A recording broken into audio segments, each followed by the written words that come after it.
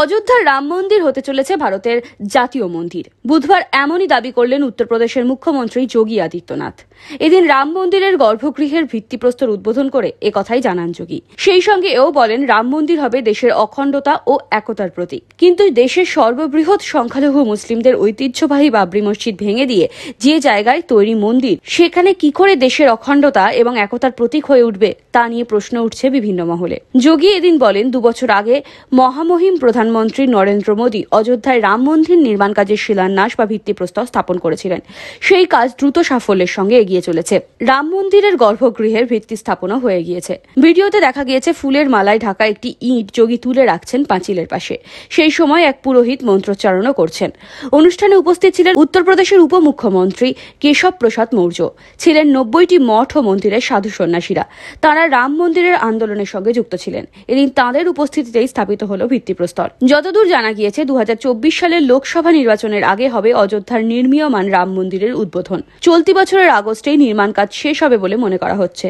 তবে অন্য মত বলছে 2023 সালের ডিসেম্বরের মধ্যেই মন্দিরের নির্মাণ সম্পূর্ণ হবে। কর্ণাটক ও অন্ধ্রপ্রদেশ থেকে আনা 17,000 ইট ব্যবহৃত হবে এই মন্দিরের কাজে। 1992 সালে 6 ডিসেম্বর ঐতিহাসিক বাবরি মসজিদ ধ্বংসের পর 2020 সালের 5 আগস্ট ভারতের ইতিহাসে রচিত হয় হিন্দুত্ববাদের এক নতুন অধ্যায়। প্রায় 2 বছর আগে এই দিনেই অযোধ্যার রাম মন্দিরের ভিত্তিপ্রস্তর স্থাপন করেন প্রধানমন্ত্রী নরেন্দ্র মোদী। মঞ্চে উঠে তুমুল হর্ষধ্বনি দিয়ে সউল্লাসে তিনি বলেন, জয় শ্রীরাম, জয় সিয়ারাম, জয় সিয়ারাম।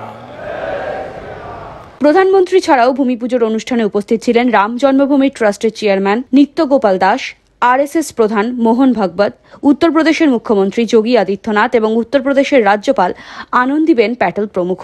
উল্লেখ্য, 2019 সালের 9 নভেম্বর সুপ্রিম কোর্ট রায় দিয়েছিল বাবরি মসজিদের জায়গায় রাম মন্দির গড়ে তোলার। ওই বিতর্কিত জায়গায় ভগবান রামের কোনো কিছুর প্রমাণ না পাওয়া গেলেও হিন্দুদের ধর্মীয় বিশ্বাসকে মাথায় রেখেই এই রায় দিয়েছিল সর্বোচ্চ আদালত। তাই ওই রায়কে কেন্দ্র করে বিভিন্ন মহল থেকে ওঠে প্রশ্ন।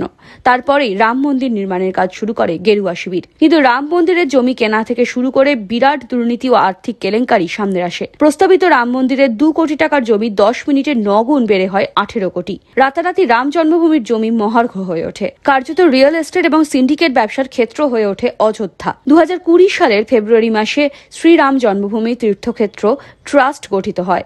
এখনো পর্যন্ত যা 70 একর জমি অধিগ্রহণ করে রয়েছে। কিন্তু তাৎপর্যপূর্ণ বিষয় হলো, ব্যক্তিগত মালিকানায় জমি কেনার ধুম পড়ে যায় অযোধ্যায়।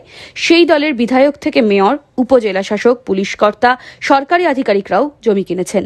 বিধায়কদের আত্মীয়, আমলা এবং তাদের স্বজন, স্থানীয় সরকারি আধিকারিকরাও জমি কিনেছেন অযোধ্যায়।